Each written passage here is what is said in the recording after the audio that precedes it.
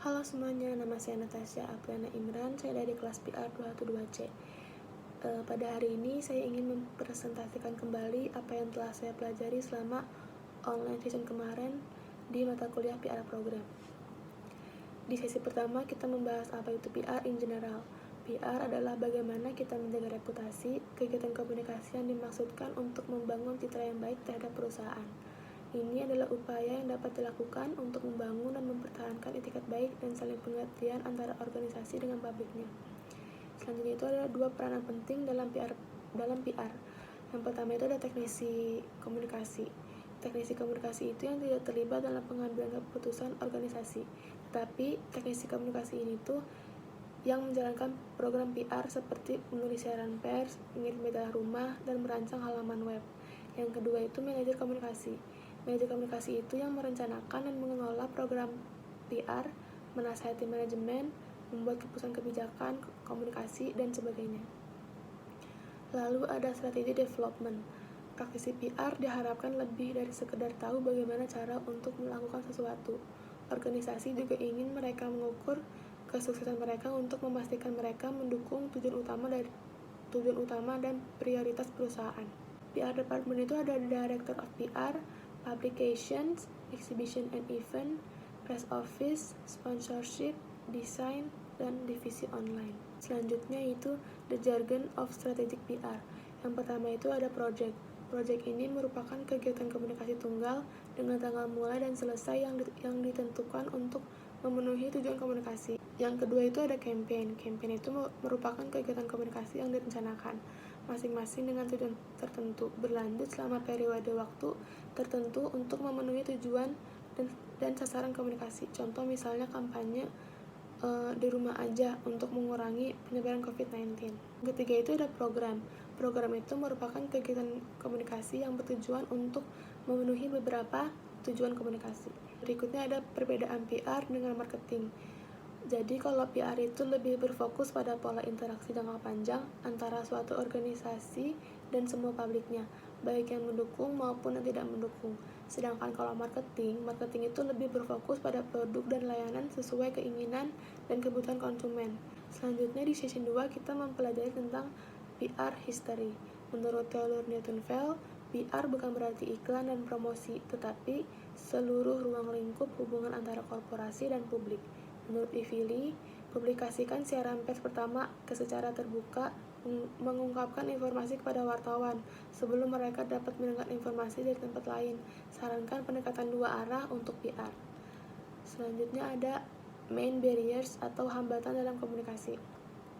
Hambatan-hambatan ini tuh dapat berupa pesan yang diekspresikan secara tidak jelas atau ringkas, terjemahan yang salah, kehilangan karena transmisi, niat dan retensi yang buruk, asumsi yang tidak diklarifikasi, periode penyesuaian tidak cukup, ketidakpercayaan, evaluasi prematur, ketakutan, kegagalan berkomunikasi, pengetahuan bahasa yang digunakan terbatas.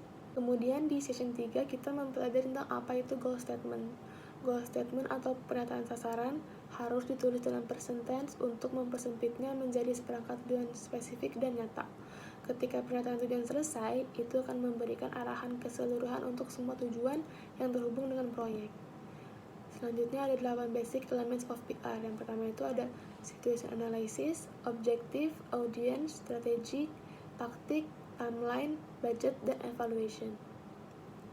Di session 4, kita mempelajari tentang qualitative research. Secondary research adalah metodologi penelitian informal yang meneliti data yang ada untuk menarik kesimpulan, analisis ulang sistematis dari beragam data yang ada. Bahan yang ditemukan di perpustakaan secara umum diklarifikasikan ke dalam kategori aktif seperti buku, majalah, makalah yang tidak diterbitkan, video film, dan basis data. Kemudian ada information types. Information types itu secara umum ada 3 jenis informasi yang berbeda. Mereka berbeda berdasarkan sumber informasinya. Sumber utama informasi adalah dokumen aktual, artikel jurnal, buku, laporan berita, video, dan sebagainya yang benar-benar diproduksi atau dicetak.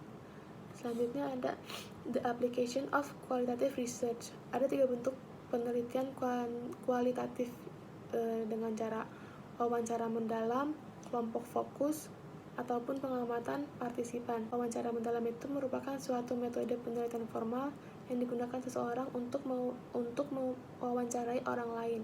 Yang kedua itu ada kelompok fokus. Kelompok fokus itu merupakan suatu metode penelitian formal yang menggunakan pendekatan kelompok untuk memperoleh pemahaman mendalam tentang klien atau objek atau suatu produk. Lalu yang ketiga ada pengamatan partisipan. Pengamatan partisipan ini merupakan suatu metode penelitian formal di mana peneliti mengambil peran aktif dalam kehidupan suatu organisasi atau komunitas. Lalu selanjutnya quantitative research. Metode kuantitatif berbeda dari metode kualitatif. Jadi kalau dalam kuantitatif itu pendekatan jauh kurang mementingkan respons unik dan individual. Mereka fokus pada pengumpulan data dari kelompok individu yang lebih besar. Selanjutnya banyak yang menggunakan metode kuantitatif untuk menggeneralisasikan ke kelompok individu yang lebih besar melalui pengambilan sampel.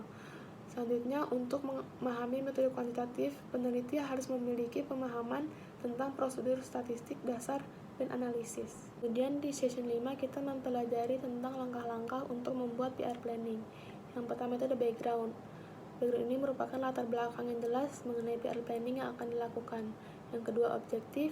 Ini merupakan tujuan utama mengapa PR planning ini dibuat. Yang ketiga ada audience, menentukan kepada siapa PR planning ini disampaikan. Lalu ada key message, pesan apa yang ingin disampaikan kepada audience. Lalu ada strategi, langkah-langkah dalam menjalankan PR planning yang akan dibuat. Selanjutnya ada taktik, langkah-langkah yang akan dibikin lebih detail sesuai dengan strategi yang sudah ditentukan sebelumnya. Lalu ada timeline. Setelah mengetahui langkah yang akan dilakukan, kita membutuhkan timeline mengenai jadwal sehingga kita melakukan proses PR planning sesuai dengan waktu yang telah ditentukan. Lalu ada budget, yaitu mencatat kebutuhan dalam bentuk uang dalam melakukan PR planning. Selanjutnya yang terakhir itu evaluation, yaitu melihat secara menyeluruh apakah PR planning yang sudah dilakukan ini berhasil atau tidak. Lalu terakhir di session 6 kita mempelajari tentang situational analysis, the first planning step. Analisis membahas bagian pertama dari proses perencanaan. Ini perlu penelitian untuk mengidentifikasi konteks dan masalah yang menjadi dasar program PR. Tanpa sampai ke masalah inti, tidak akan ada program yang kredibel atau efektif, atau yang mendukung tujuan organisasi. Berikutnya ada elemen situational analysis. Yang pertama itu menganalisis lingkungan. Yang dilihat adalah PES. PES ini merupakan ekonomi, politik, teknologi, dan sosial. Yang kedua, menganalisis organisasi. Menganalisis organisasi ini meliputi SWOT. SWOT ini merupakan strength, weakness, opportunity, dan threats. Lalu yang terakhir itu ada menganalisis stakeholder, dilihat dari visibility dan reputation. Sekian presentasi dari saya. Mohon maaf bila ada kata-kata yang salah. Terima kasih.